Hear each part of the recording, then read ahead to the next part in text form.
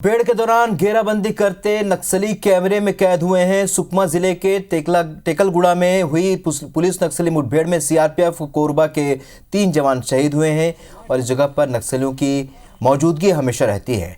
घटना के दौरान किस तरह से नक्सली एकजुट होकर हमले की तैयारी कर रहे थे, उसकी कुछ तस्वीरें भी सामने आई हैं। ड्रोन में साफ दिखाई दे रहा है कि नक्सली जंगलों की आड़ लेकर पोजीशन लेते हुए एकजुट हो रहे हैं और धीरे धीरे आगे भी बढ़ रहे हैं। पुलिस की चौतरफा नज़र होने के बाद भी नक्सली इस क्षेत्र में एक्टिव रहते हैं। इसका एक और उदाहरण सुरंग की भी कुछ तस्वीरें सामने आई हैं, जहां नक्सली छिप कर रहते हैं और जवानों पर हमले की पूरी तैयारी करते हैं। IPS24 के संवाददाता ने इन सुरक्षा व्यवस्था का जायजा लिया है। सुकमा जिले का टेकलगुड़म वो इलाका है जहां माओवादियों की बटालियन नंबर 1 लंबे समय से सक्रिय है। इससे पहले 2021 में भी 23 जवानों की शहादत यहां पुलिस नक्सल मुठभेड़ में हुई थी।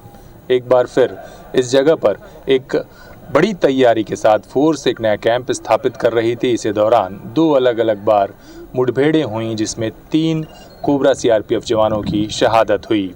इसके साथ ही 15 अन्य घायल हुए हैं। वहीं इस मुठभेड़ में माओवादियों को भी बड़ा नुकसान होने का अनुमान है।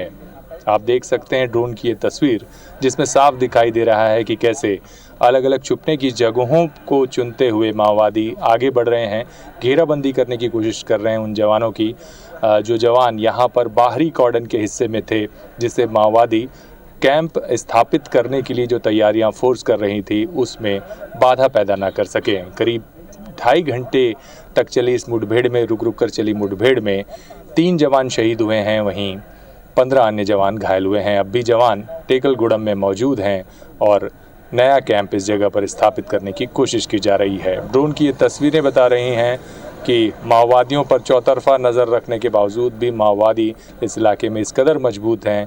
यहाँ की भौगोलिक स्थितियाँ ऐसी हैं जिसका फ़ायदा उठाकर माओवादी अक्सर बड़ी वारदातों को अंजाम देते रहे हैं। प्रदेश के मुख्यमंत्री विष्णुदेव साय ने कहा है कि माओवादियों की बौखलाहट है कि वो अंदरूनी इलाकों में सरकार की योजनाओं को पहुंचने से रोकने के लिए इस तरह की घटनाएं कर रहे हैं।